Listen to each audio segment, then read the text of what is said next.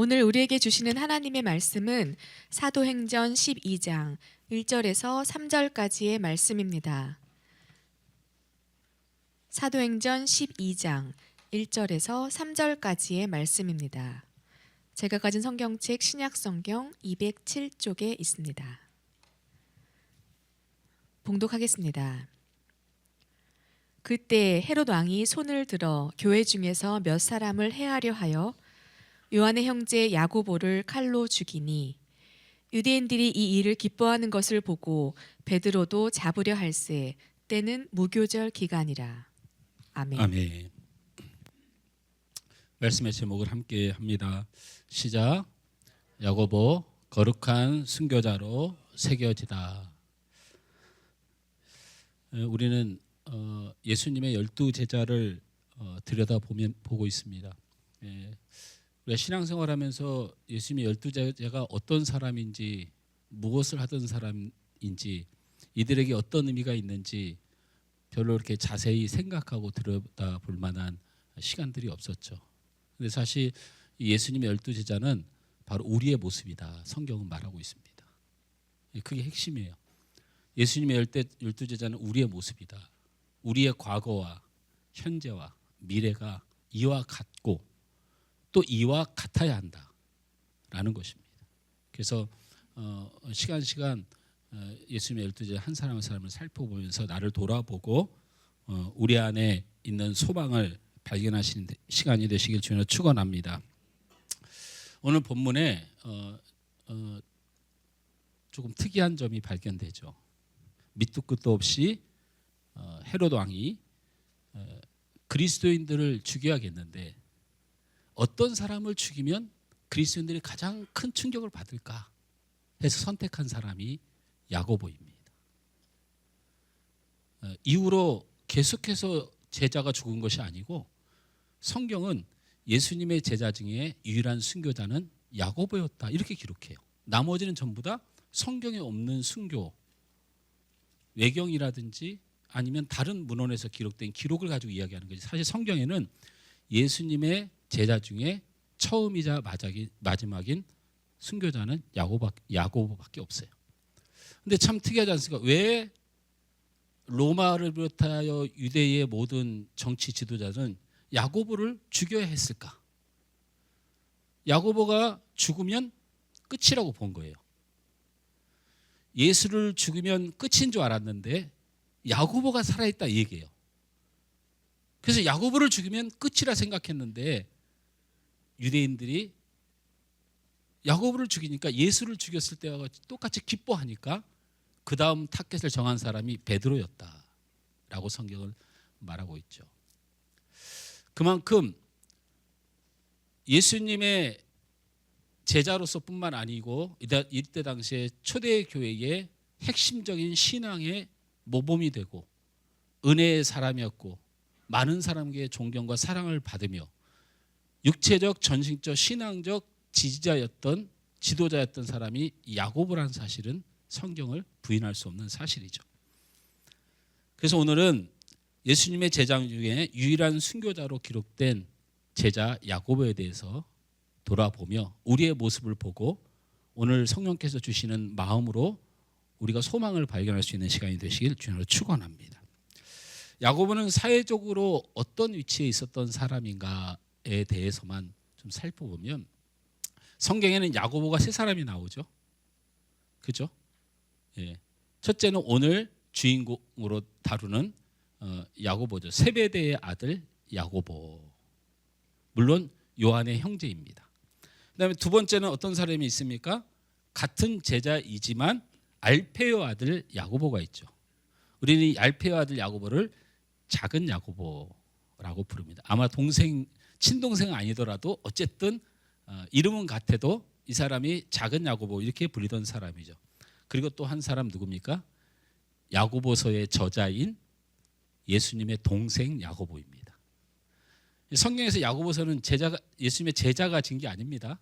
예수님의 동생 야고보가 쓴 것이죠. 오늘 세베대의 아들 야고보에 대해서 이야기를 하는데 이 친구가 사회적으로 어떤 위치에 있었는가를 알려면 간단한 사건이 하나가 있습니다. 예수님이 기도를 마치시고 내려와서 도마에 의하여 팔려진 로마 군병과 유대의 군인들에 의하여 잡히시죠. 잡히신 다음에 끌려간 곳이 어디입니까?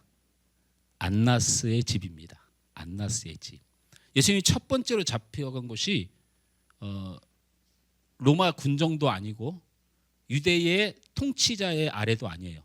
안나스라는 사람에게 잡혀가서 거기서 신문을 처음 받으셨죠.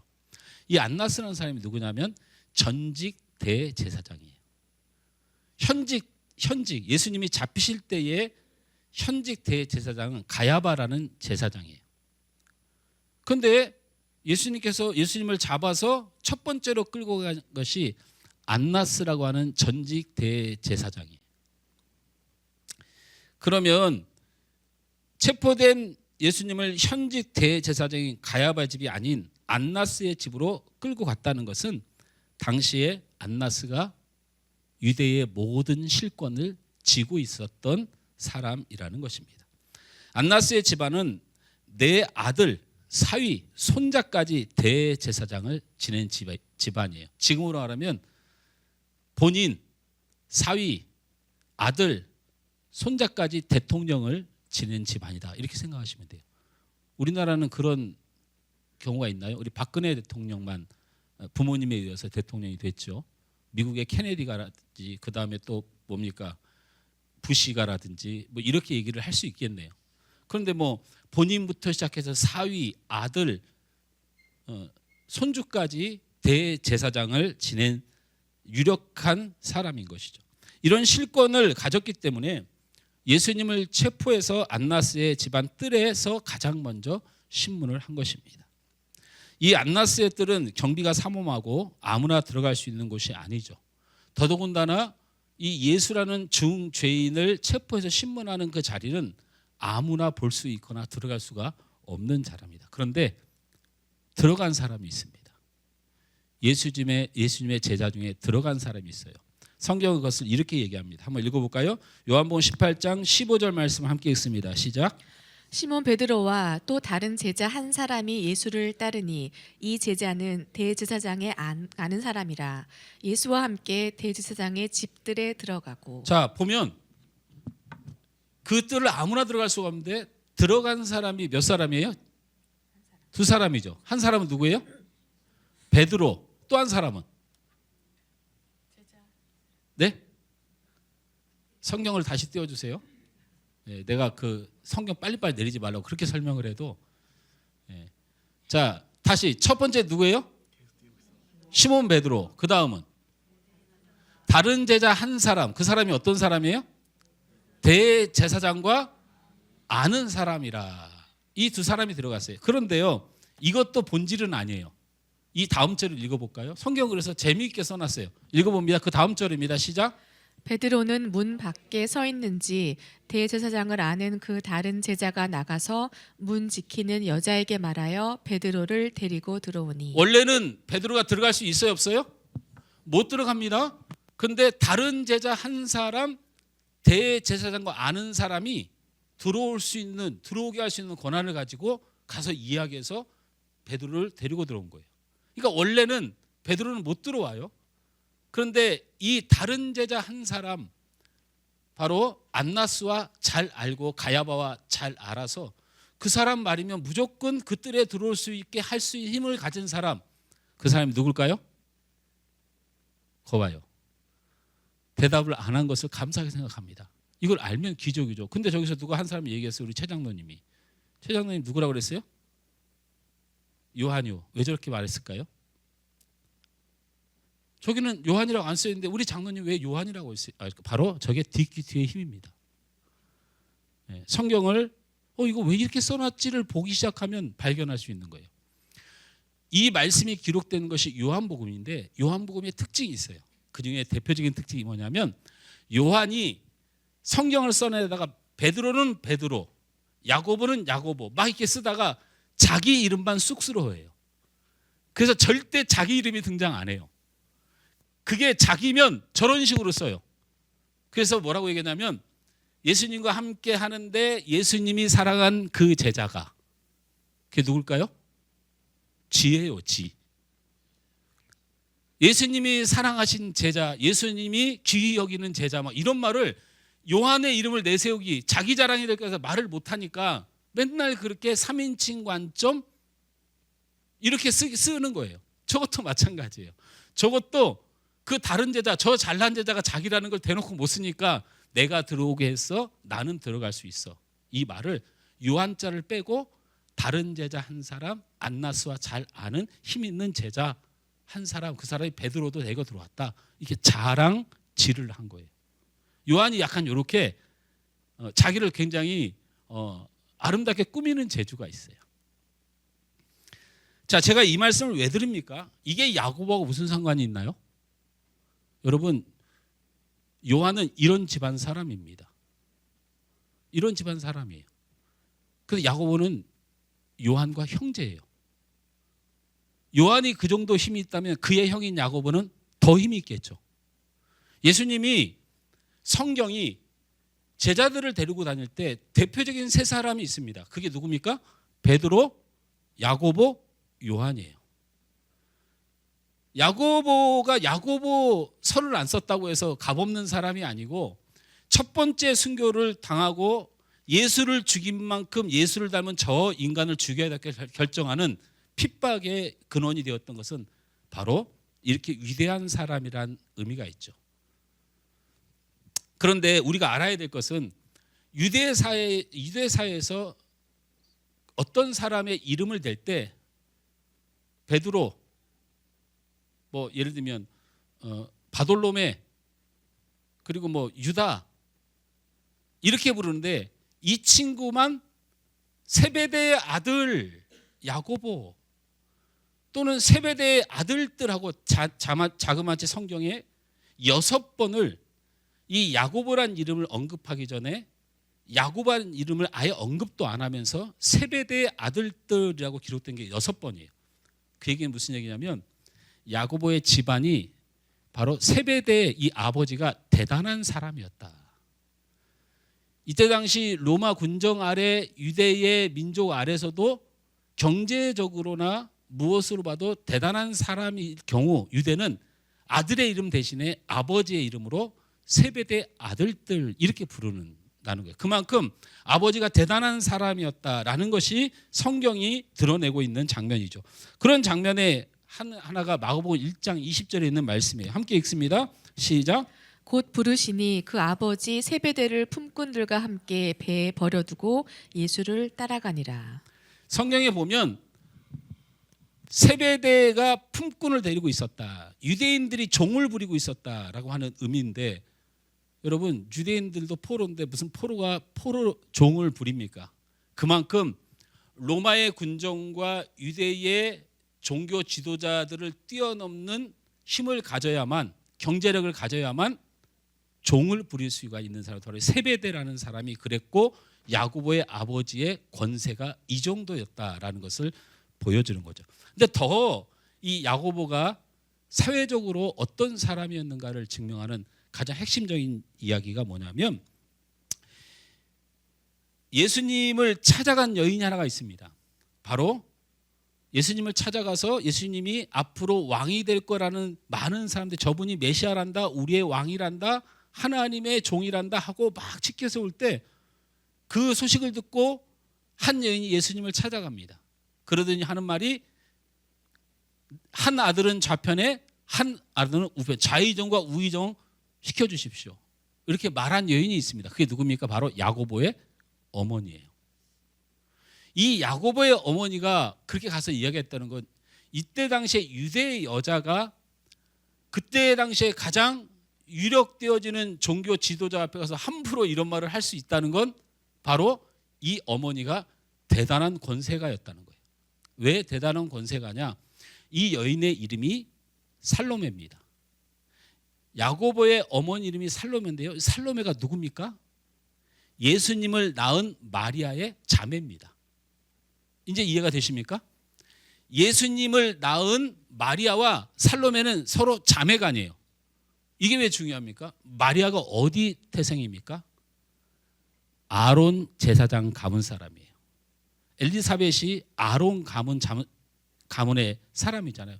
그러니까 이 마리아와 살로메는 어떤 집안 사람이냐면 이스라엘의 정신적 지주였던 지도자는 모세였고 그 모세와 함께 이스라엘을 탄생시키고 지켜낸 제사장은 아론이었어요.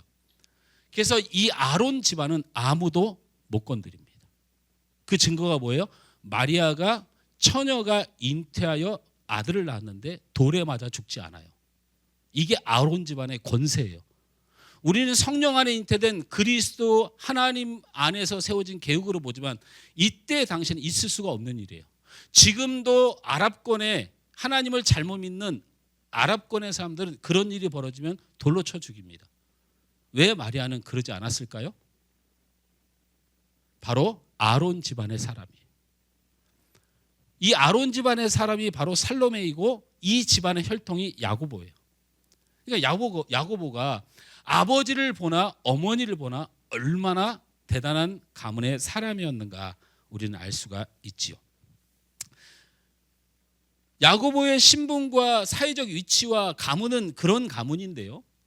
이 야고보가 실제로 어떤 사람이었겠는가를 살펴보면 가장 대표적인 사건이 누가복음 9장에 나타난 사건인데요. 예수님이 십자가를 지기 위하여 예루살렘으로 향하면서 그 예루살렘에서 유월절을 지켜야겠다고 출발을 해요.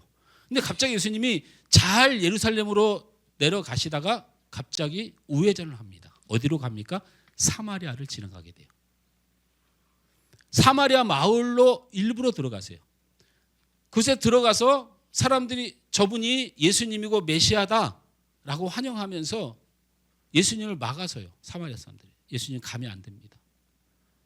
나는 예루살렘에 유월절을 지키러 가야 한다 하니까 이 사마리아 사람들이 왜 꼭 예루살렘에 가서 유월절을 지키려고 하세요? 여기 그리심산이 있잖아요. 구약에서 2대 성산입니다. 시온산과 그리심산. 여기 그리심산이 있잖아요. 여기가 북이스라엘의 수도였잖아요. 왜 우리를 박해하세요? 왜 꼭 예루살렘에 가서 예배를 드려야 된다고 주장하세요? 라고 다툼이 벌어졌어요. 예수님을 막아선 거예요. 사마리아 사람들이. 근데 그때 엄청난 사람이 등장을 하죠. 바로 야고보입니다. 야고보가 등장해서 뭐라고 말했는지 너무 깜짝 놀랄 말을 예수님 앞에 합니다. 한번 읽어봅니다. 누가복음 9장 54절 시작. 제자 야고보와 요한이 이를 보고 이르되 주여 우리가 불을 명하여 하늘로부터 내려 저들을 멸하라 하기를 원하시나이까. 야고보가 등장해서 뭐라고 하냐면 주여 지금 하늘에서 불을 내려 저들을 다 쓸어버립시다. 이거 예수님이 원하시는 거잖아요. 이렇게 이 엄청난 말을 한 사람이 야고보예요. 그러니까 보면 지가 뭐나 되는 것 같은 왜냐하면 집안이 그러니까 부족한 게 없고 풍성하고 권세가고 그냥 아론 집안의 가문으로서 아무 손댈 자가 없으니까 베이는 게 없는 거예요. 그러니까 예수님을 가로막고 예수님을 막아선 그들을 불을 내려 멸합시다. 여러분 예수님의 제자예요. 예수님의 제자가 예수님도 한 번도 내보지도 않았던 그 엄청난 살인의 이야기를 하면서 더 악한 건 예수님을 꼬시고 있는 거예요. 지가 그랬다고 얘기하는 게 그게 주님이 원하시는 거 아닙니까? 한번 다시 읽어봐요. 다시 읽어봅니다. 시작. 제자 야고보와 요한이 이를 보고 이르되 주여 우리가 불을 명하여 하늘로부터 내려 저들을 멸하라 하기를 원하시나이까? 지가 미워하고 지가 싫어하는데 예수님 핑계를 대고 예수님을 위하는 것처럼 하는 얼마나 가식적인 사람이에요. 아주 나쁜 사람이에요. 질적으로 12제자 중에 가장 질이 나쁜 사람이에요. 사실은 이런 야고보의 성정에 대하여 야고보와 요한의 이런 성정에 대하여 좀 특이하지 않습니까? 야고보는 이렇게 독한 사람이었고 요한도 제가 요한복음 얘기했다 그랬죠. 얼마나 질을 드러내려고 애를 쓰는지 말이에요. 그래서 여러분 사복음서의 요한복음은 넣어도요 공간복음에서는 빼버려요 학자들이. 그리고 공간복음 마태, 마가, 요한만이 정통적인 복음이다 하고 요한이 예수님을 자꾸 언급하고 예수님의 사역과 십자가의 죽으심을 기록했기 때문에 못 빼는 거야. 성경학자들 약속상. 그래도 요한은 참 특이한 사람이었어요. 이런 야고보와 요한을 사실은 만나자마자 예수님이 그들을 향하여 한 말이 있어요. 여러분 혹시 기억합니까? 이 사건이 있기 전에 예수님은 그들을 보자마자 알았다는 거예요. 그 말이 어디에 있습니까? 마가복음 3장 17절 말씀을 읽으면 맞아떨어집니다. 함께 읽습니다. 시작. 또 세베대의 아들 야고보와 야고보의 형제 요한이니 이 둘에게는 보아너게 곧 우레의 아들이란 이름을 더하셨으며. 아니 제자들을 만나서 제자들을 동행하는데 나중에 가서 시몬이라 하지 않고 베드로라 하라 이런 말씀을 하셨거든요. 근데 만나자마자 너희들은 보아너게, 앞으로 너희들의 이름은 보아너게시다. 보아너게가 뭐냐면 우레의 아들, 천둥의 아들, 뭐 이런 뜻을 가지고 있어요. 나중에 설명을 제가 드릴게요. 그 야고보라는 사람이 출생과 집안은 그런 사람이지만 사실은 야고보라는 사람이 어떤 사람이었는가를 보면 핵심이 뭐냐면 첫째, 예수님은 사마리아로 간 이유가 있어요.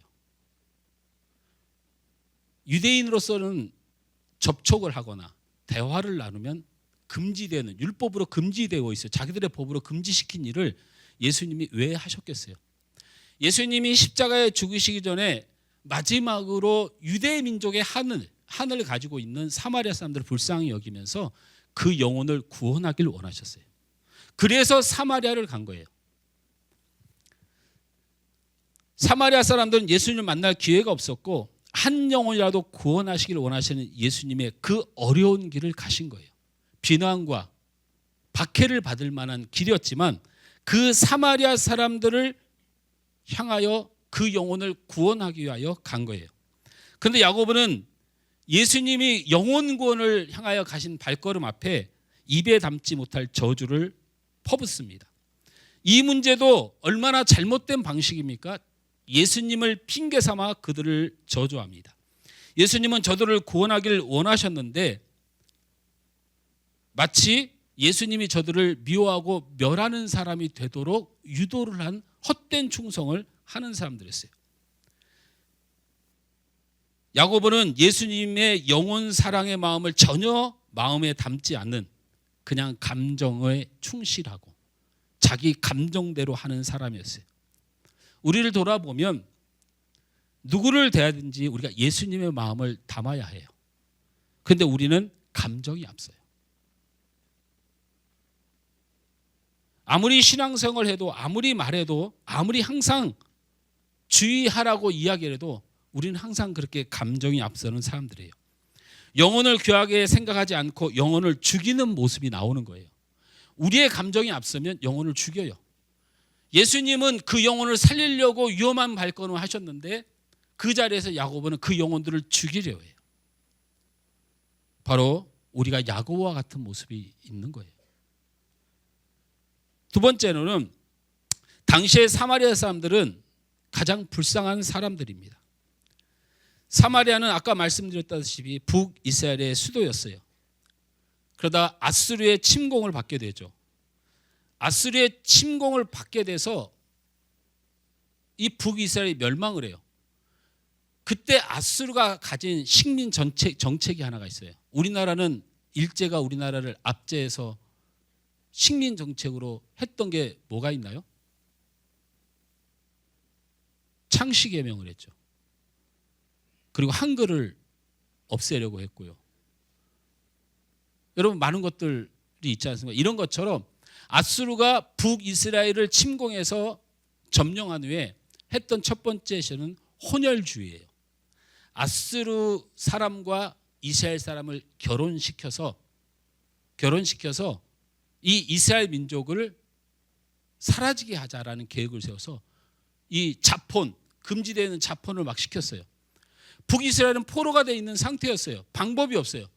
그렇게 해서 사마리아라고 하는 이 북이스라엘 수도에 어쩔 수 없이 이스라엘 백성들이 포로가 되고 나라를 잃고 고통 가운데 세워진 곳이 바로 사마리아예요. 이 일을 남유다의 사람들은 똑같이 지들도 그런 짓을 했으면서 아니 지시라고 할 수 없어요. 바벨론에 멸망해서 포로로 끌려가고 그렇게 자본이 있었음에도 불구하고 자기들의 부끄러움을 가르기 위해서 북이스라엘 사마리아 사람들을 아주 더러운 민족이라고 말하기 시작했어요. 우리 사람들이 이렇게 악해요. 그러면서 차별하기 시작했고 부끄럽게 생각했고 사마리아 사람과 대화 접촉을 금하고 경제적 군사적으로 완전히 고립시켜서 사마리아 사람들을 그렇게 핍박을 했어요. 여러분 예수님을 기억하십니까? 예수님은 사마리아 사람들을 비유로 들면서 선한 사마리아 사람이라는 표현을 자주 하셨어요. 한 사람이 강도를 만나 죽어가는데 제사장도 그냥 지나가고 레인도 그냥 지나가는데 선한 사마리아 사람이 그를 도와주고 살려주면 그 죽어가는 자의 이웃이 친구가 누구겠느냐라고 말할 때 바로 이 선한 사마리아 사람을 이야기합니다. 예수님은 예루살렘을 거룩한 발걸음, 여러분 예루살렘으로 향하는 발걸음 지금은 순례길이라고 이렇게 부릅니다. 그렇게 가는 동안은 절대로 부정한 짓을 하면 안 됩니다. 근데 예수님은 유대인들이 가장 싫어하는 사마리아 저주의 땅, 더러운 땅인 그곳에 가서 그들을 만지시고 치료하시고 사마리아 여인을 축복하시고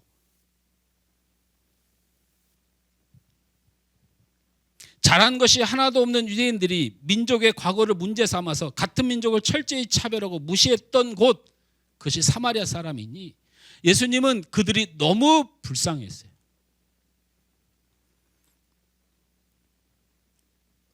예수님은 그들을 긍휼히 여기셨어요. 늘 마음 아파하셨습니다. 그래서 예수님의 설교에도 예수님의 행동에도 예수님의 사랑에도 사마리아가 잘 안 빠집니다. 그런 걸 뻔히 알면서 자신은 아론의 가문이라는 거죠. 유대 사이의 지도층이라는 거야. 바로 그 자신의 이익을 지키기 위하여 그들을 저주하고 그들을 같이 핍박하고 교회를 다녀도 자신의 이익을 지키기 위하여 같은 그리스도인들을 더 핍박하는 사람들이 있어요. 더 핍박하는 사람. 제가 직장을 다닐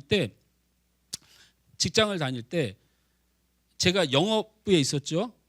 그때만 해도 그 LG 그룹 홍보실과 조인이 돼서 우리가 거기 오다를 받아서 그때는 인터넷이 없고 뭐 이런 게 없다 보니까 당연히 잡지라든지 TV 광고라든지 이런 대행을 하는 대행 업체였어요. 근데 우리 사장님이 안수 집사님이고 저희 아버님 교회 안수 집사님이었어요. 근데 저를 불러서 김 목사 네가 영업부에 들어가서 같이 일 좀 했는데 우리 영업 이 팀에 과장님이 계셨어요. 근데 이 과장님은 맨날 부어라 마셔라 하는 거예요. 그래서 제가 옆에 따라다니면서 부어라 마셔라 했게요, 안 했게요? 했지요. 여러분 영업팀 사람들 다른 거 없어요. 우리 영업 가져가되 계약서를 쓸 때 어음을 좀 빨리빨리 돌려달라는 계약서를 써야 회사가 돌아가요. 6개월짜리 1년짜리 막 이런 거 끊어버리면 1억 2억 계약해놓고 자금이 꽉 묶여 있으면 밑에 하청들 인쇄업자들 뭐 급여 나가는 게 어려우니까 영업 직원들은 가서 영업의 건도 잡아오는 것도 중요하지만 영업을 계약하면서 어음을 짧게 끊는 게 중요해요. 근데 이게 얼마나 큰 회사의 손실을 가져오냐면 영업 지원들이 홍보실 사람들 그리고 계약하는 사람들 데리고 밤새도 술을 마셔줘서 설득해서 한 달만 3개월만 줄여도 회사가 살아나요. 그러니까 목숨을 거는 거예요. 그러니까 우리 가정이랑 부어라 마셔라 해요. 근데 부어라 마셔라를 하는 건 좋은데가 아니죠. 죄송합니다. 제가 실수했습니다. 부어라 마셔라 할 수도 있는데 이분은 도가 지나쳐요. 도가 지나쳐. 그럼 제가 거기서 여기까지 하시죠, 과장님. 여기까지만 하시죠. 그냥 하여튼 그냥 불편하게 해요, 사람들을. 그 불편하게 하고 하여튼 있어요.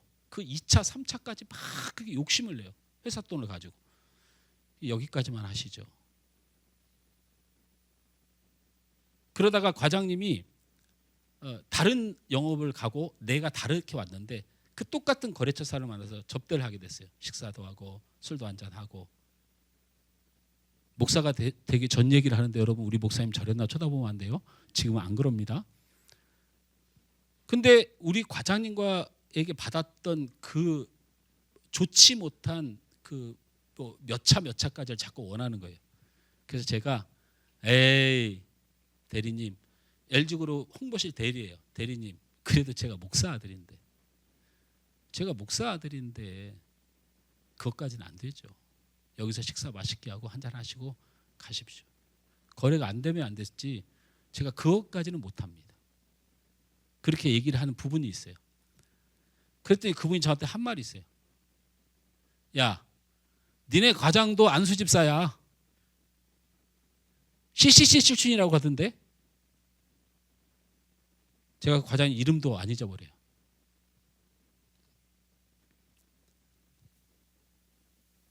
이렇게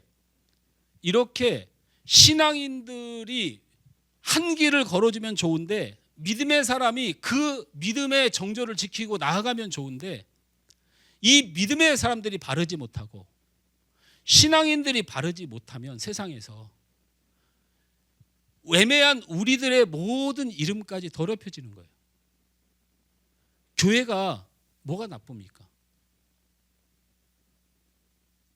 그러나 교회가 나쁘게 인식되도록 하는 일 때문에 주님의 이름이 애매히 더럽혀지는 거예요.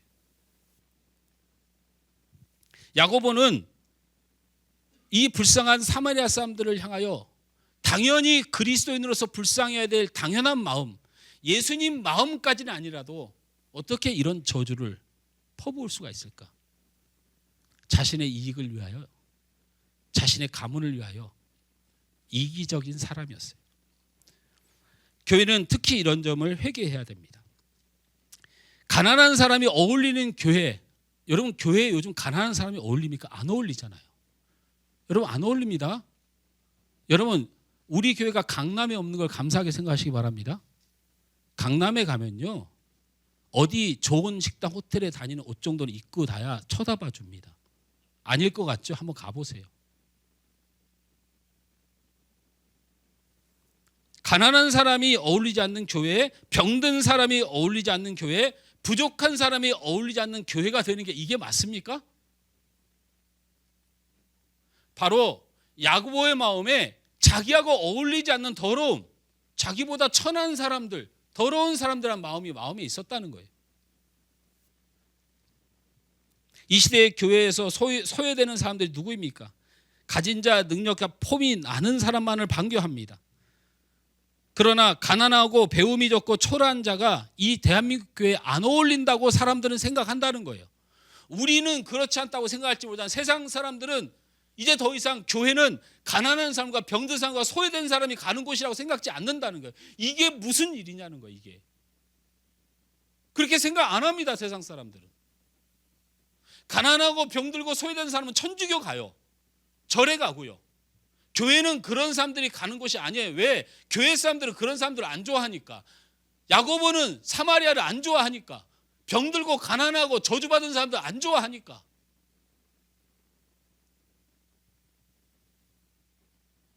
우리 교회가 이제 내년까지 배가봉을 꿈꾸고 있고요. 제가 목숨을 걸고 하나님 앞에 기도하며 나는 해야 되겠다. 하나님 도와주세요.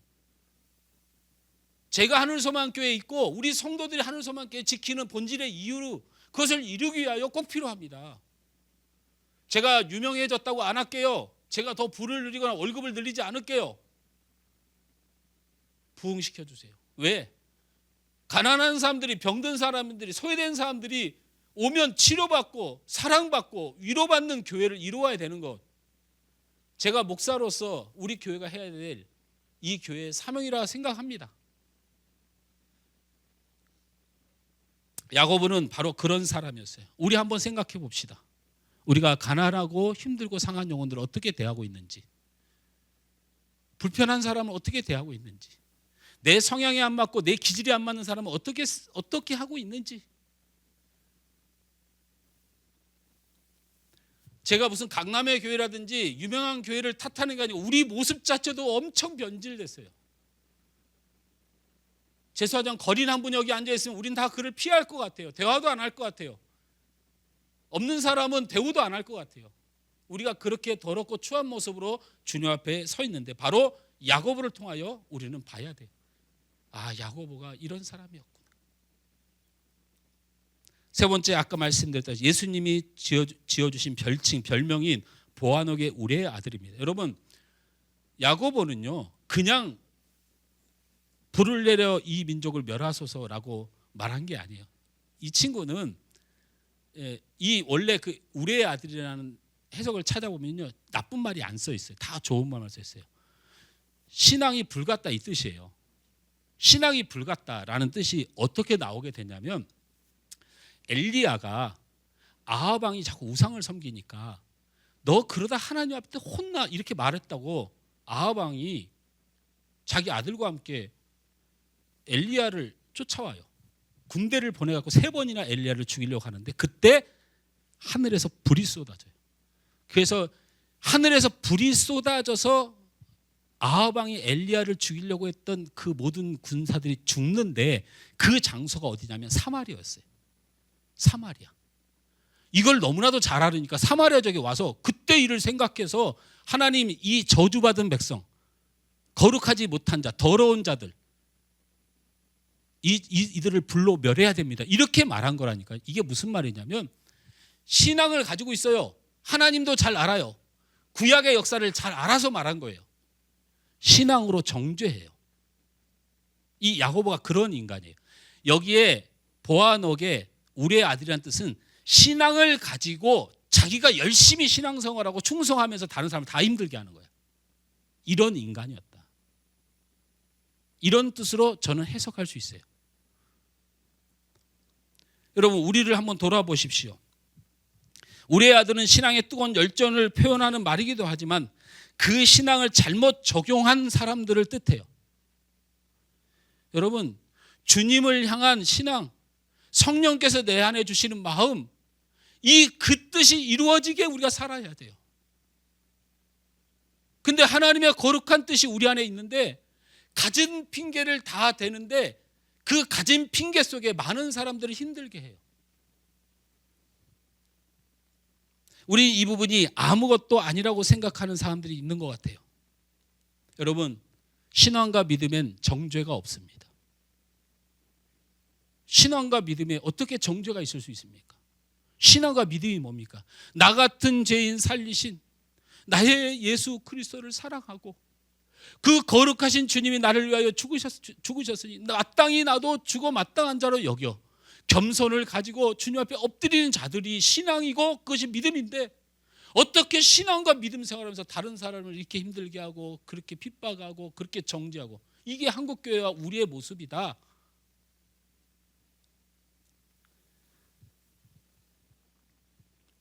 예수님과 함께하고 있지만 야고보는 전혀 변하지 않는 제자였고, 야고보는 사람을 은혜로 보기보다는 감정으로 영혼을 죽이는 사람이었고, 야고보는 사람을 사랑과 긍휼로 대하기보다는 이기적인 자신의 만족의 도구로 삼았고, 야고보는 신앙의 열심으로 사람을 정죄하는 사람이었습니다. 은혜는 없고 감정만 있고 사랑과 긍휼은 없고 자신의 이득만 만족만 있는 사람, 잘못된 열심으로 다른 사람을 정죄하는 데 능한 사람, 여러분 감당할 수 있습니까? 저는 못할 것 같습니다. 저는 이런 성도가 우리 교회 성도가 없길 바라요. 그런데 안타깝게도 그 모습이 저의 모습이지 않나라는 고통이 있어요. 그 야고보의 모습이 내가 아닌가? 제가 누구를 향해서 설교하면서 정죄를 하겠어요? 그게 나기 때문에 너무나 부끄럽고, 설령 내가 조금 야고보다 선하다고 할지라도 저는 야고보 같은 사람 감당할 자신이 없습니다.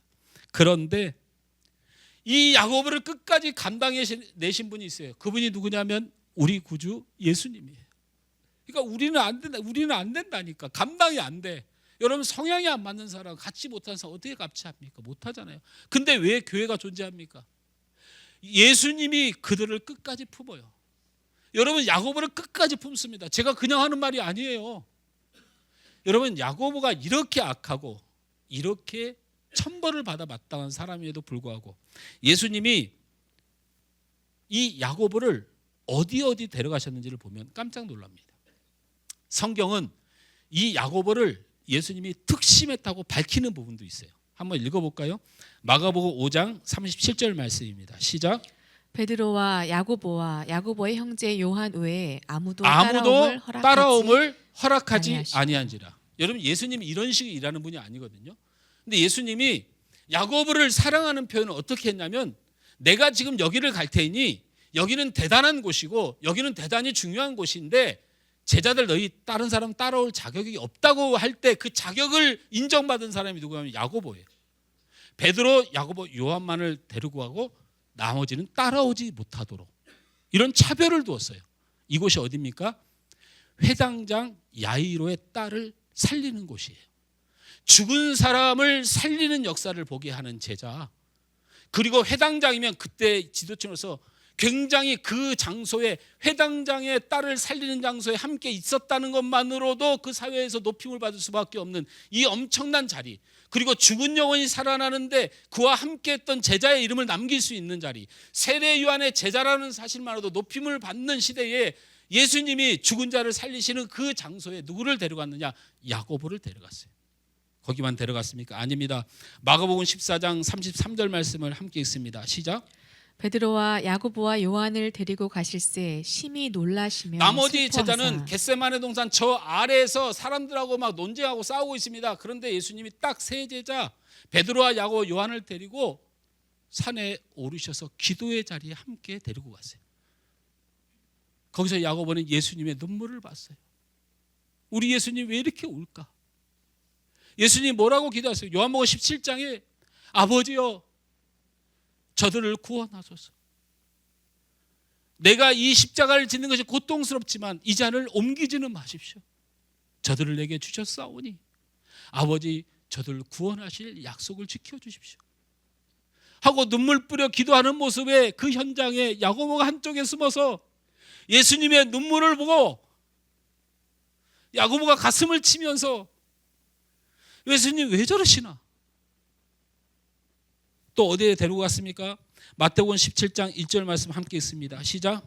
엿새 후에 예수께서 베드로와 야고보와 그 형제 요한을 데리시고 따로 높은 산에 올라가셨더니. 이곳이 뭡니까? 이곳은 더더욱 중요한 자리죠. 예수님이 영광스러운 모습으로 변화되는 모습을 두 눈으로 지켜보게 만드셨어요. 그 현장에 세 제자를 데려갔는데 그곳에 한 제자가 야고보예요. 야고보가 그럴 가치가 있습니까? 예수님의 거룩한 영광을 바라볼 수 있는 사람입니까? 그래요. 가룟 유다가 예수님을 팔았죠. 그래도 찔려서 자살까지 했네요. 근데 야고보는 인간이 아니에요.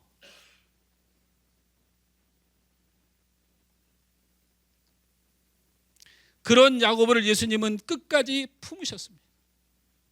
그리고 예수님의 사역의 가장 중요한 자리보다 야고보를 끝까지 품고 다니셨어요. 야고보는 예수님 안에 일어나는 생명의 구원의 역사를 보았습니다. 예수님 안에 있는 거룩한 하나님의 영광을 보았습니다. 예수님 안에 있는 사랑의 눈물을 보면서 예수님 품 안에 안겼습니다. 야고보는 어떤 사람이 되었습니까? 자신만을 귀히 여기는 이기전 사람이었는데 회당장 야이로의 딸을 살리신 주님의 은혜를 통하여 한 영혼을 구원하기 위하여 맨 앞장서서 순교한 사람이에요. 자기밖에 모르는 사람, 자기 민족도 더럽다고 한 사람이 이방 땅에 가서 그 더러운 이방인을 구원하기 위하여 예수님의 마음 품에 안고 순교한 사람이 되었습니다. 불쌍한 이들을 외면하고 부끄러워하던 사람이었습니다. 그러나 주님의 눈물이 핏물처럼 쏟아지는 그 눈물의 기도 현장을 체험하고 나서 고통받는 이들과 함께 사랑하며 순교자의 길을 걸었던 것입니다. 사람을 정죄하고 판단하는 교만한 사람이었습니다. 거룩하신 주님의 변화를 체험하고 나서 정죄가 아닌 그들을 위하여 목숨 바치는 순교자가 된 사람, 주님이 품음으로 주의 거룩한 자가 되어 이 땅에 주의 제자 중에 순교의 첫 이름을 기록하게 한 사람. 성경은 굳이 야고보의 순교를 성경 한 구절에 담아서 그가 어떤 사람이었음을 우리에게 전하고 있습니다. 사랑하는 성도 여러분, 야고보는 주님을 만나고 품는 동안에 영혼을 사랑하시는 주님을 만났습니다. 그리고 그 영혼들을 사랑하시는 주님을 기억했습니다. 영광스고 거룩한 주님 앞에 자신이 죄인임을 기억했던 사람입니다. 주님과 동행하며 주님을 품었던 야고보는 결국 빛나던 주님과 같이 순교자의 빛나는 이름으로 새겨졌습니다. 사랑하는 성도 여러분, 달은 원래 빛이 없습니다. 그런데 우리는 밤에 둥근 달이 뜨면 아름다운 달을 찍기 바쁩니다. 그런데 원래 달은 빛이 없지요. 달의 빛은 왜 생깁니까? 태양의 빛 때문입니다. 태양의 빛이 본질이고 그 비침 현상이 달의 빛이에요. 그러니까 원래 달은 빛이 없는 거예요. 원래 달엔 소망이 없어요. 우리가 그렇게 빛이 없고 소망이 없는 자들입니다. 그러나 우리 예수님이 빛이 되십니다. 그 예수님의 빛 때문에 우리가 빛나게 됩니다. 비록 야고보 같은 죄악된 모습, 야고보 같은 모습이 우리 안에 있지만 우리 주님이 거룩하심으로 너희도 거룩하니라. 우리는 빛이 없습니다. 소망이 없습니다. 그러나 여러분도 빛날 수 있습니다. 빛이신 우리 예수님이 우리를 포기하지 않고 야고보를 품음같이 우리를 품어주시고 계시기 때문입니다. 우리는 거룩한 빛으로 빛날 수 있습니다. 야고보는 제자 중에 순교자라는 이름으로 최초이자 마지막으로 길이 새겨진 주님의 사람이 되었습니다. 사랑하는 성도 여러분, 주님의 나라는 영원하고 그 기록은 선명합니다. 오늘 우리 하늘소망교회가 이 시간 여러분의 이름이 저 하늘 생명록에 거룩히 기록되는 삶을 사시길 주여 축원합니다. 야고보는 떠났지만 그의 이름이 성경에 거룩히 기록되었던 것처럼 여러분의 영혼을 향한 사랑, 그리고 이 세상의 모든 사람들을 긍휼히 여기며 불쌍히 여기며